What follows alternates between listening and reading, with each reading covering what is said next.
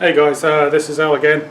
So back at the shop. It's the 15th of March 2021, and I think we're pretty much done with most of the prep work on the XJ12, the 94, the XJ81. Anyway, let me quickly turn the camera around and I'll show you what we've done. And you'll have to forgive me guys, because I was out mowing the grass, so if I'm covered in sweat or dust, it's for that reason. So we pretty much sanded everything down. We've stripped off all the masking tape for now. We're going to remask the car because what we end up doing is, after we've sanded everything down, there was a lot of really rough surface paint, that I mentioned earlier on, that needed to be sorted out. There was also this body line over here that we removed, which was giving us problems because the adhesive was basically rock hard and it wasn't coming off that easily. So we ended up working pretty hard on that section. What else?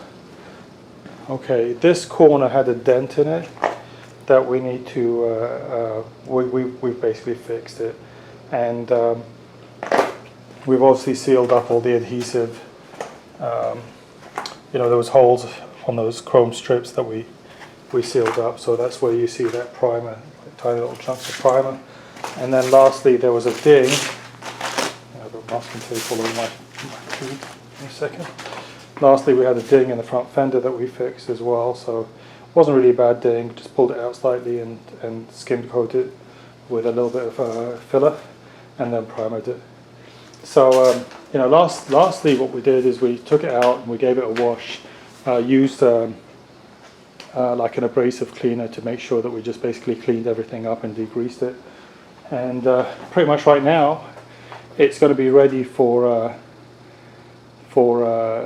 masking again. We're just going to remask the car, and then we'll lay some sealer, wait in about an hour, and then hit it with the base and the clear, and we should be golden. So just wanted to give you a quick update. I'll update you as soon as the sealer's on, and then again once we've applied the base and the clear. Alright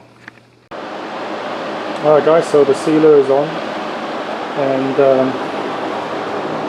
it looks pretty nice and even, laid down pretty well. So the next step is the base coat, and then we'll put the clear on and should be done for the evening.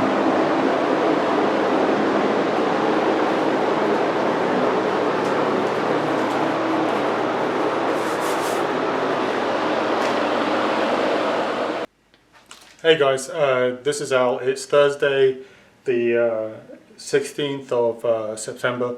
I'm over back at the shop. I'm peeling the masking tape off the car. We've got it painted last night. Well, really we got it painted by about 2 o'clock in the morning. I think we pretty much stopped. But it's done. I've taken most of the masking tape off, and I'm here just to basically give you a quick update, walk around the car. It's not perfect. There are some little minor issues that we need to address, but for the most part it came out pretty well. It looks a million times better than it did before, and considering we did it ourselves, it was a DIY paint job, it's pretty nice. So let me take a step back. So as you can see, most of the masking tape's off. We didn't take the front bumper off, but we did take the rear bumper. It was just too hard to take the bumper off, here where we were sitting. But we masked it off really well. We did get the lower valance painted, and it looks pretty good. Paint has come out real nice. We did have a couple of dramas when we were painting, really, amateur dramas, because we're not really painting in a environment that's set up for painting.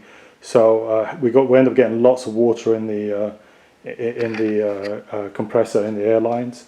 I was draining it constantly, trying to keep the water out. We were using these little dryers that get put under the guns, and we had to swap them out like 3 times because they were filling up with water. We had to tape up the air hose with a big tissue just wrapped around the fitting because it was dripping water out of the fitting.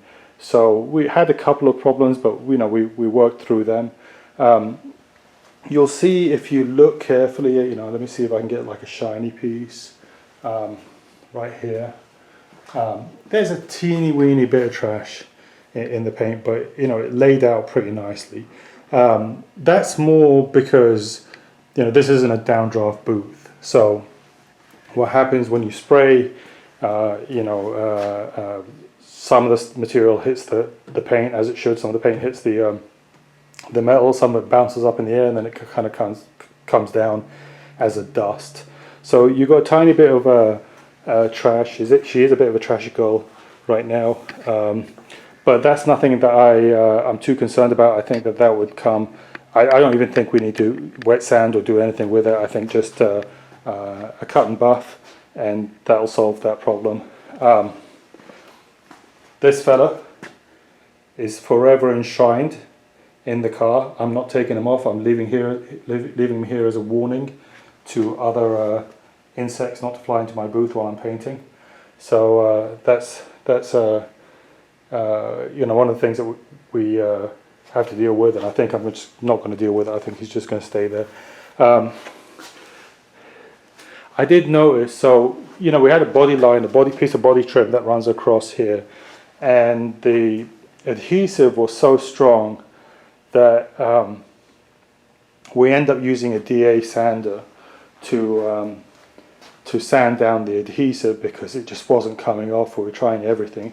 So I noticed when when the paint was setting up that I could see some imperfections in the body line where the sander was basically, you can kind of see the sander marks. And I'm not sure if I can live with that yet. I need to bring it out in the sun, and if I can see it in the sun and it's really apparent, then we will end up redoing the doors. That's really where I noticed it. I didn't really notice it in the front wing. I noticed it on the doors, and you can kind of see what I'm talking about right here. It's not entirely flat, so that's kind of frustrating. But all in all, it's come out real well. What we did. This is kind of interesting. So I wanted to make sure that we painted under the weather stripping, because it always looks terrible, when you paint right up against the weather stripping, and then you'll see like a mark there. We initially tried to use this piece of string over here, but it didn't do a good job. It was too thin, so I didn't know what I had, so I ended up using a piece of Cat 5 cable. So and it worked out really well. So let me get on the other side and get this thing. But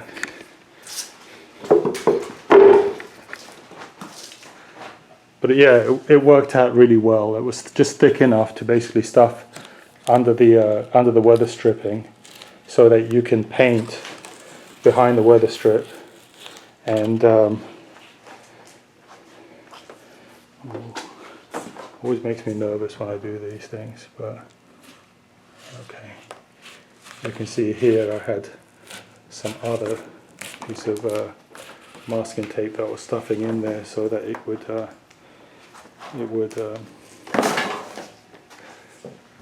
hold the weather stripping up. Don't worry about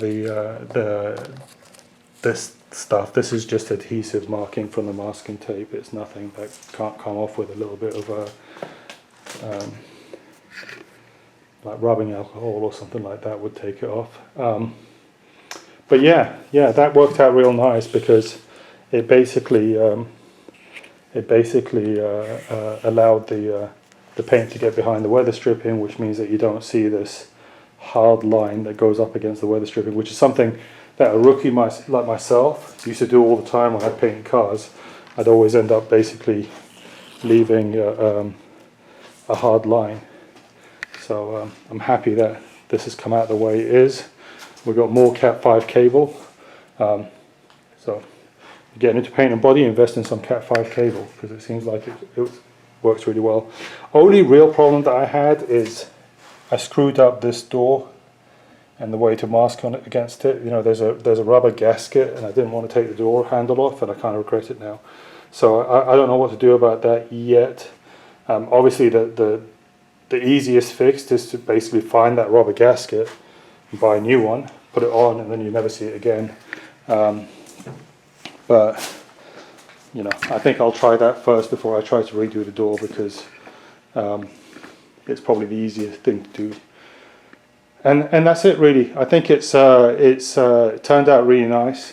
I'm very, very happy with it. Obviously it looks a million times better than it did before, considering all the crap paint that I had on this car and the way it was crow's footing and everything else like that, you know, before, and it was all faded and chalky.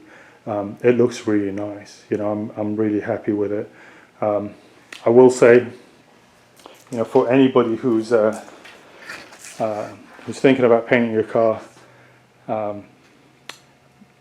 it's a really fun job to do, but you know, when you see paint jobs and people are quoting, you know, $2,500, $3,000, that kind of money for it, man, you know, those guys are worth every penny, right? They're not charging too much. Like this car was a pretty straight car. There was no rust. There was no real body work. It just needed sanding that crappy paint off. But the body was mostly straight. There was really only two dings that I had to deal with. One over here, right here, which we took care of, and one on the exact opposite corner right over here, and you can see kind of a little bit still of a high spot there. You probably won't notice it, but I can notice it because I'm the guy who fixed it. But there wasn't really any body work on this car, but you know, there was two of us working on it. We worked on it, you know, solid 6-7 hours on a Sunday. We worked on it a solid 4 or 5 hours on a Monday, and we worked you know, another 4 or 5 hours on Tuesday, and then about 14 hours yesterday, you know, between two people. Yeah, so that's like about 62 hours worth of work. 62 hours worth of work, plus all the material. We had to buy primer, we had to buy body filler, we had to buy sealer, we had to buy base coat, we had to buy clear coat. You know, when you add all of the costs up, I mean, I'm probably in it for about $400 or $500 worth of materials, plus all the hours that I put in. I mean, you know, probably more than that, probably about $600 worth of material when you add sanding paper, Bondo, all that stuff, and then and the hours. I mean, you know, those guys are working for their money, but those guys are worth every single penny. You know, honestly speaking, I really can't fault them. The other issue that I ran into, which I want to show you, this is really unfortunate.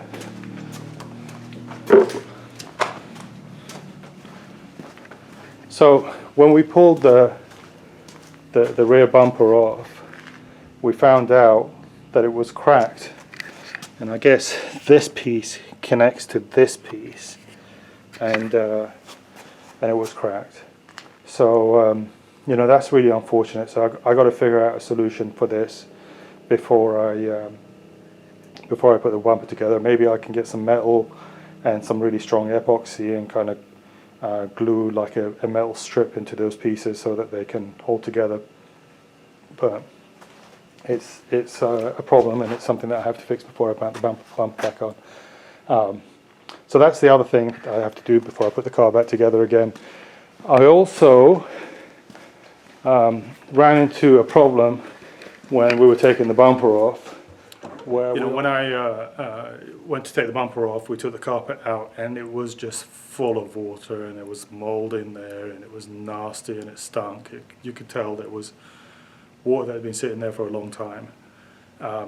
So I need to figure out either a replacement gasket if they're available new, or to make something that keeps it watertight, because you know, it doesn't rust here in Texas. That water will just sit there and just grow mosquitoes, but it wouldn't rust the car out. But it's just nasty. I mean, it smells so bad, and you don't notice it because the trunk floor is so deep. And you know, I didn't really notice the water sitting underneath the battery tray until we started taking everything off. But you know, it's got to get fixed. But anyway, so Anyway, so you know, all in all, I'm pretty happy with the job.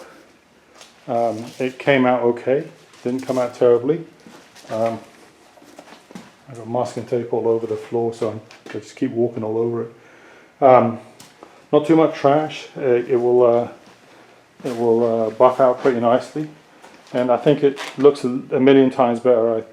I've at least doubled the value of the car. Now it's worth $400 instead of $200. But yeah, I'm happy. I hope you enjoyed the video. If you like watching these kind of updates, please subscribe and tune in for more updates. And hopefully I'll have this car back together again in a week or so. I've got to do a little bit of traveling, but all in all, you know, it's turned out pretty well, and I'm pretty happy. And we'll give you an update when it's finished and washed and cleaned up. So thank you again, and look forward to the next episode. Thank you. Bye bye.